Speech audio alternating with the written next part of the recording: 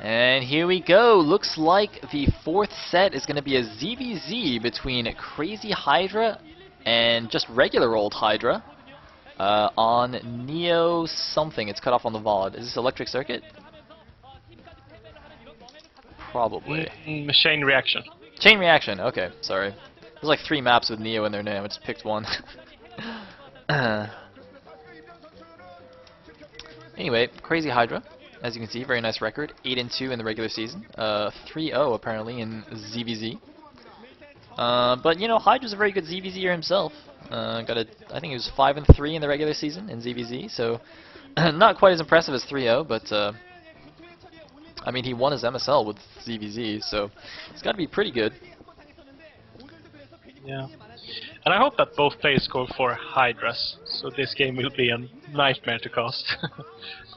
Battle of the Hydras. Dude, that would be awesome, because that would mean we'd get to see like some ridiculous Hive-Tech ZVZ if it got to that.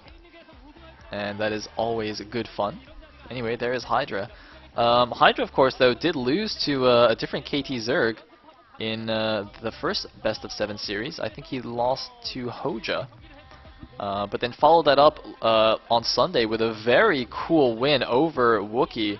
If anybody has not watched that game, you absolutely have to, or you are killing esports, because that game was was just crazy from start to finish. Just a brief recap, cover your ears if you haven't watched it. Well, I guess if you haven't watched that and you're watching like this cast now, you're kind of dumb. You're doing it wrong. So anyway, yeah, that was the 11 next versus 5 drone rush from Hydra, which was followed by a miraculous probe defense by Wookiee, but then he still lost. Anyway, we are once again on Chain Reaction. Looks like Crazy-Hydra will be the brown Zerg here on the right side. That would make Hydra the Zerg on the left, so we're going to have some backwards positions here from the overlay. It's hopefully not too confusing.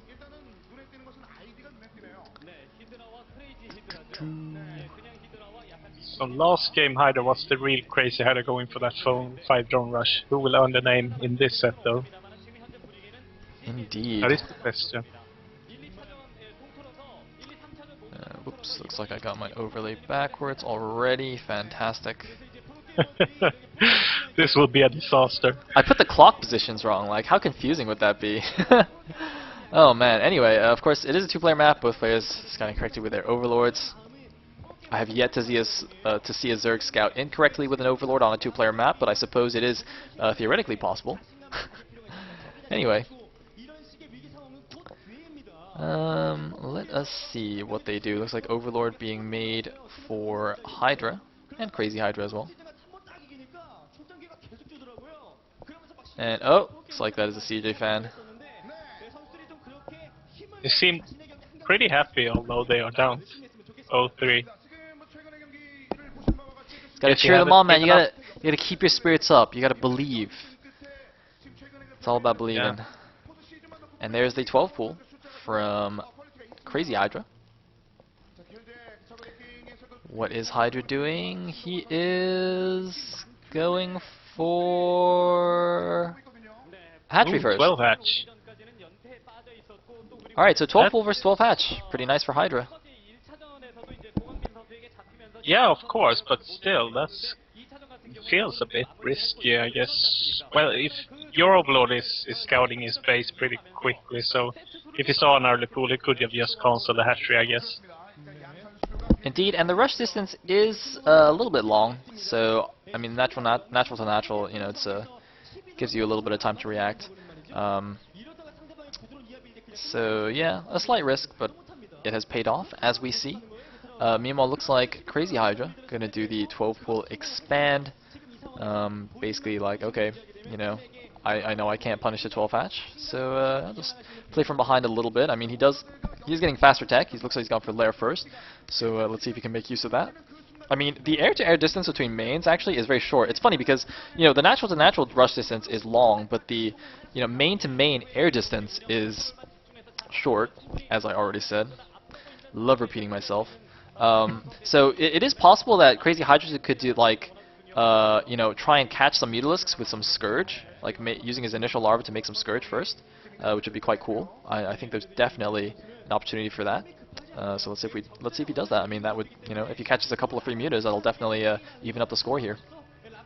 Yeah, one thing I used to see a lot before, at least, was the player going for the 12 hatch, just massing up a bunch of Zerglings just before the Spire was about to get ready, and then just busting the opponent. So maybe that's something that Hydra has in mind, because I'm yet to see him take that second guess. It feels a bit late. That is a good point. I honestly don't know exactly when you should be taking that in ZVZ, but yeah, I guess we'll see if he does that. It looks like Spire is now down for Crazy-Hydra, and Hydra's lair I'm not sure has even finished yet, so we're not going to see that just yet. He does have enough money saved in the bank to immediately place a Spire once that finishes. Looks like Crazy-Hydra a little bit scared of what you just mentioned, so he's going to just, you know, make a preemptive sunken colony here, or at least a creep colony. Won't actually need to make that into a sunken until he sees Lings, but no, he's just going to go for it anyway. Oh, because he does see Lings, in fact. Okay, that makes sense. So he does see Zerglings coming his way. He's going to make that sun colony. He's making some Zerglings now from his own hatcheries, of course, since he is going to be the defensive player. He will have that nice short reinforcement route, the defender's advantage. And looks like he's going to make a bit of an arc here in front of his sunken colony. Now, I'm not too sure about this.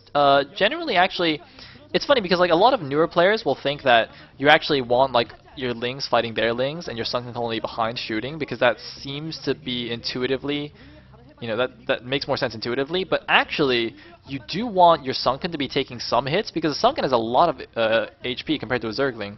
It has 300 HP, and you know, until it actually dies, it's still doing full damage. So it can go down to half health, and it's still doing full damage. So it's actually better if your sunken does take a few hits, but doesn't actually die, and then it's like free, you know, free or wasted damage that the opponent did. And it looks like, wow, Hydra is going for a bust there and completely failing. Oh my god, that was not a good idea at all. A really nice wall there for Crazy-Hydra. Ay, ay, ay, ay, ay. The only thing that Hydra really accomplished there was...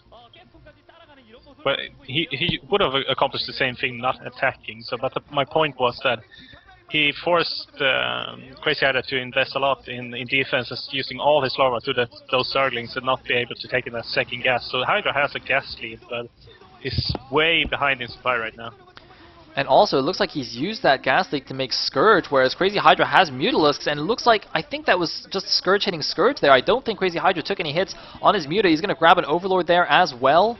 That didn't quite supply block Hydra, of course, because he lost so much supply earlier on, but I think Hydra, I mean, he's now the defensive one. He sent a few Lings to counterattack there, I think, but not going to be able to do too much. There's the Sunken still there at the natural. Looks like another Overlord being picked off here. If Hydra loses that one, I think he will be supply blocked, just barely, and it looks like, though, he's doesn't really have enough mutas to defend it, does he? It looks like we might have a big engagement here. There's a couple of Scourge. Hydra's got to dodge those. Looks like he does manage to micro down the Scourge. Does take one Scourge hit there, though, and Crazy-Hydra just, you know, chasing down these Mutalisks. Scourge coming in for Hydra from the other side, doing a bit of a flank here. The micro is so intense right now. Both players just dodging each other's Scourge and trying to get as many Muta shots off as possible. I don't know who's ahead on the Muta count, but Hydra bringing in more Scourge. Crazy-Hydra doing a very good job of microing, but it looks like he does lose most of his Mutalisks there, or rather all of his Mutalisks, I should say. And clearly not too happy about that, but he is running some Zerglings by, and there is no Sunken Colony to defend Hydra, so he's going to have to bring his Mutas back. It looks like still no Zergling speed, though. Oh, those Muta battles are so intense that I just hold my breath through all that.